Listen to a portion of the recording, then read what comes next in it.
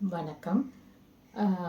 Family மெம்பர்ஸால் பாதிக்கப்பட்ட பெண்கள் எந்த மாதிரி பெட்டிஷன் ஃபைல் பண்ணலாம் அப்படின்னு சொல்லிட்டு நான் இந்த வீடியோவில் உங்களுக்கு ஷேர் பண்ணுறேன்.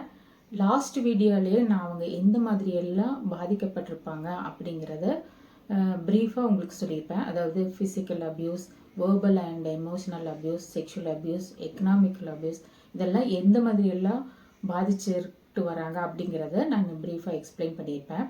சரி, இந்த மாதிரி பாதிக்கப்பட்ட பெண்கள் அவங்க சரி நம்ம திருமணமாகி போன வீட்டில் தான் இந்த மாதிரி எல்லாம் பாதிச்சுட்டு இப்படி கஷ்டப்பட்டுட்டு இருக்கோம் அப்படின்னு சொல்லிட்டு ஒரு ஸ்டேஜில் வந்து நம்ம பிறந்த வீட்டுக்கே போயிடலாம் அப்படின்னு அவங்க போகும்போது அவங்களோட பிறந்த வீட்டில் வந்து இருக்கிற ரிலேஷன்ஸ் எல்லாருமே என்ன சொல்கிறாங்க அப்படின்னா, இப்போவும் அந்த மாதிரி சில குடும்பத்தில் நம்ம பார்க்கலாம், உனக்கு 2 குழந்தைங்கள ஆயிட்டாங்க, நீ இப்போ போய் இப்படி எல்லாம் வந்திருக்கிற, நீ அட்ஜஸ்ட் பண்ணி வாழுமா, என்னதான் இருந்தாலும் ஜென்ஸ் எல்லாம் இப்படி தான் இருப்பாங்க அப்படின்னு சொல்லிட்டு சமாதானப்படுத்தி அவங்கள அனுப்பிடுறாங்க.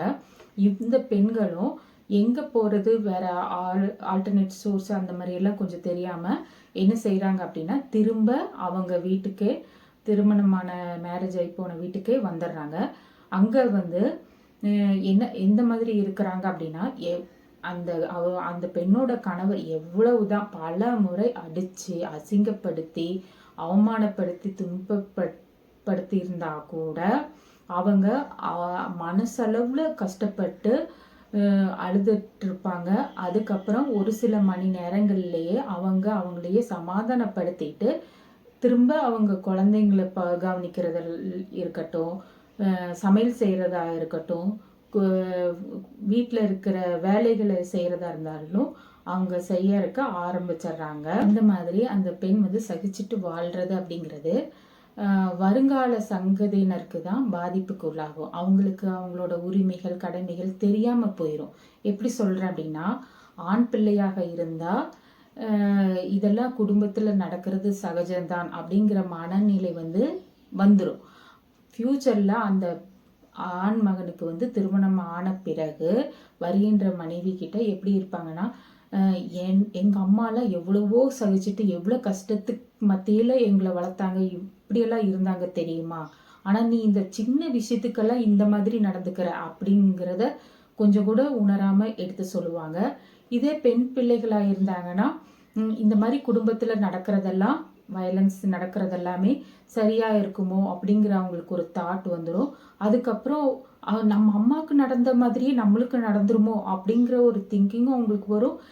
சம்டைம்ஸ் அதை எப்படி ஃபேஸ் பண்ணுறது அப்படிங்கிறது தெரியாமல் வீட்டை விட்டு நம்ம ரிட்டன் பிறந்த வீட்டுக்கு வந்துடுவாங்க. இந்த மாதிரி சுச்சுவேஷன் தான் இருக்கும். அந்த குழந்தைங்களுக்கும் என்ன அப்படிங்கிறது தெரியாமல் வளர்ந்துட்டு வந்திருப்பாங்க.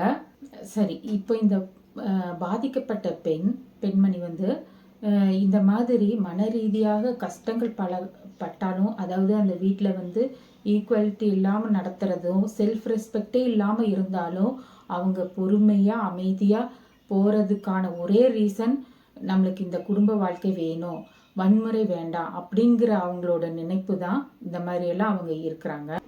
இவர்கள் அவங்களுக்கு ஏற்பட்ட பாதிப்பிலிருந்து வெளியே வர்றதுக்கும் அவங்களுக்கு ஆன உரிமைகளை பெறவும் என்ன செய்யணும் அப்படின்னா, ஒவ்வொரு டிஸ்ட்ரிக்ட்லேயும் கலெக்டரேட்டில் இருக்கும் சோசியல் வெல்ஃபேர் ஆஃபீஸ், அங்கே ப்ரொடெக்ஷன் ஆஃபீஸர் இருப்பாங்க, அவங்கக்கிட்ட போய் தெரியப்படுத்தலாம். ஒன்று.